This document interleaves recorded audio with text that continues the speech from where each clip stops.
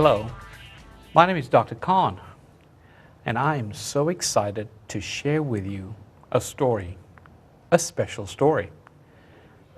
His name is Herbert Lee Phillips, and it is the story of Herbert Lee Phillips in his own words. And today in front of us we have several people who have been very supportive in helping Lee get to the point in his life where he is currently at. Let me introduce our panel members for today. To my left, we have Mr. Chafin Ralphs. And Mr. Ralph, would you introduce yourself, tell us your position, and how have you helped Lee's life? Good afternoon. My name is Ralph Chafin. I am a field supervisor for Vocational Rehabilitation Services.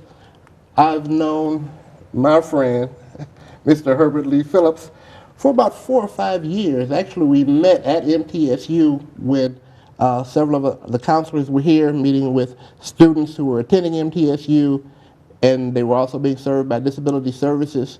Mr. John Harris facilitated that, and that's how I actually met Lee. Being a supervisor, one of the counselors who was actually working with Lee did leave us, transferred to a different office, and that's how I really started working with Lee. Lee has been a client with vocational rehabilitation for several years, and we are now at the part in his life with vocational rehabilitation to where we are seeing all of the fruits of his labor that will culminate with his graduation within the next few weeks from MTSU. Yes, and we are so happy that you could join us, Mr. Chafin. And a very, very special person that has joined us today is Lee's mom. Could you introduce yourself to us today? Hello, my name is Bessie Phillips, and I'm Lee's mother. Thank you very much. And of course, today's story is a story about Lee. I would like you to give a big hello, everyone, to Lee Herbert Phillips. Say hello, Lee. Hello. And today what we're going to do, Lee, is we're going to talk about you. We're going to talk about your life, the times, the struggles, the positives, the negatives, how you got to where you are presently. Your story is a journey. It's a story. It's an inspiration for us all.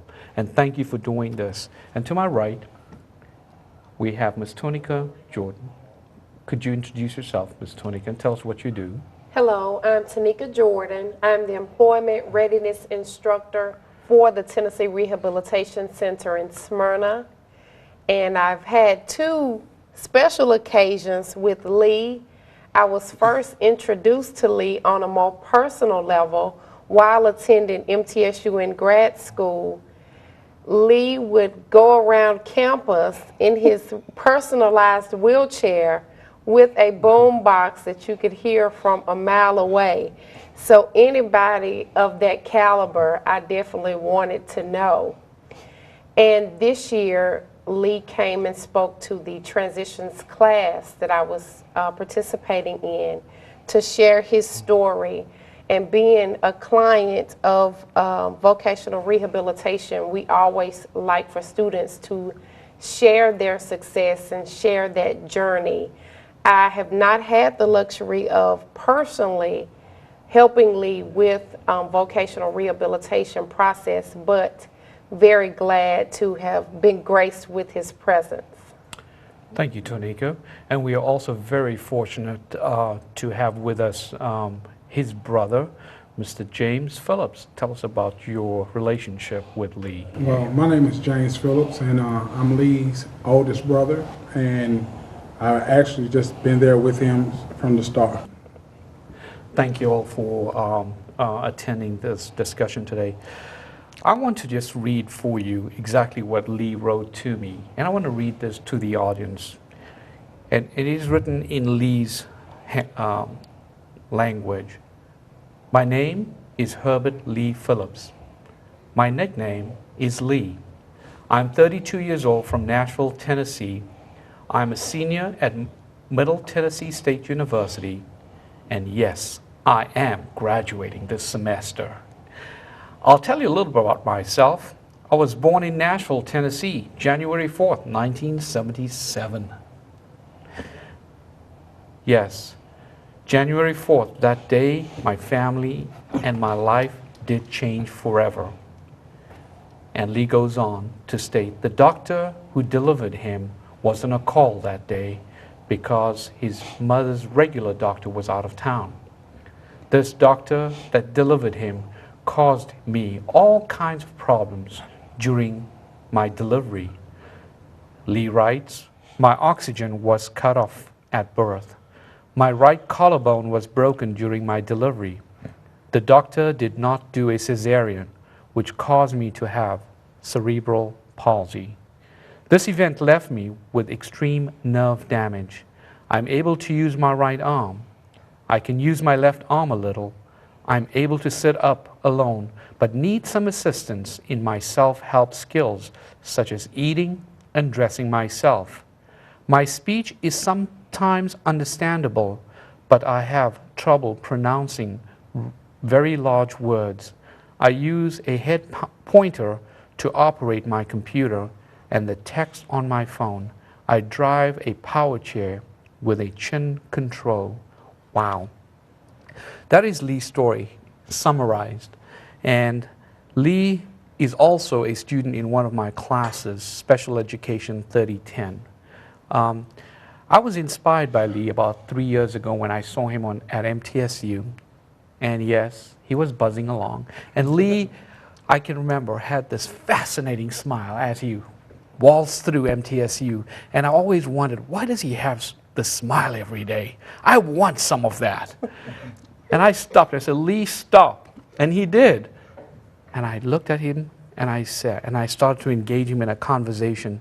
And I looked past his disability. I started to look into the face, the spirit of Lee. And I found within him a person who is intelligent, is vibrant, creative, and wants to share his life in the world and be part of this world. And Lee's story interested me in the last 3 years, and I promised him that we will do a show about his story. And we are here today, right, Lee? Yes. Great. But I want to ask you, panel members, Mom especially, every class that I had Lee talk at, he always mentioned your name. He always mentioned your name when I asked the question, who supported you the most? What is it you did different growing up with Lee and growing Lee into an education system such as MTSU? How did you do what you did? Well, I taught him same way that I did my other two, that he was not special. He couldn't walk, but there wasn't anything wrong with his brain. And don't let anybody tell him that it is. If they can't understand you, or if they look at you strange, that's their problem, not yours. And so he had to go to school every day like they did. And some of the children that was riding the special bus that he was riding, they didn't feel like going to school, they didn't have to. I told them that don't happen in my house. If you're going to school, you're going to school every day unless you're sick. And so he did. And he was just treated the same way they were. He had rules just like they did. Thank you. Wow, Lee. I was waiting for 3 years for that answer. That's great. That's very inspiring. We also have another family member, your big brother. Yeah. This is James. James, talk to us about your interaction with Lee growing up, the trials, the struggles, the tribulations of how Lee has come to the point in his life that he's now at the university. How did that happen? Well, with Lee, I was younger. I was around 11 when he was born. So when my mom had him, her hip was dislocated. So she really couldn't get him out of bed. She had the bed right close to her, but when I got out of school, I basically took care of him every day like he was my child. Because I rushed home to get him.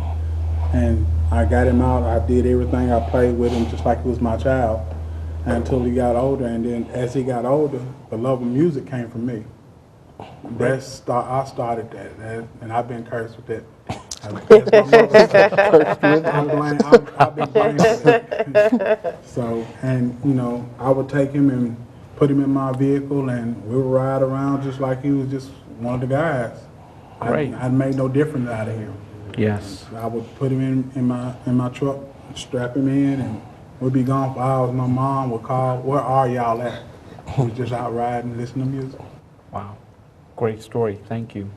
One of the things about Lee, the question people get to ask is, how does he get to complete his assignments? How does he keyboard? How does he do his work at school? And that question is answered by a device. And wow, you look cute in that. Good. How many hours does it take you, Lee, to type up one sheet? It takes you about 2 hours to type up one sheet on your computer. So using that device on your head, do you find that you would never be able to complete your assignments if you did not have that, correct? So demonstrate to us, if this was a keyboard and you had letters on it, how would you type your name?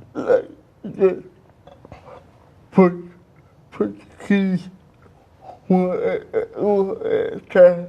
You would type in one at a time, Yeah. the keys? Yeah. Okay, good, thank you. And that's how you've completed your assignments for me in my class, haven't you? Yeah. Well, let's talk about the people you sit next to in my class. Let's roll clip number 2. My name's Jason Dickerson, and I have one class with Lee, but Lee has shared some amazing things with us this semester so far.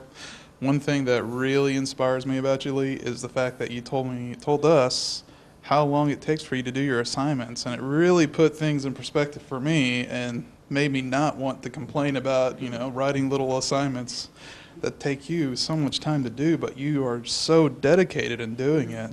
That's very, very inspirational to me, and I think it's probably inspirational to a lot more people out here. I want to thank you for that. Also, you have a kicking sound system on your rig here, and I just enjoyed hearing that. Okay. Hey, my name is Marissa King, and Lee, you have brought our lessons to life.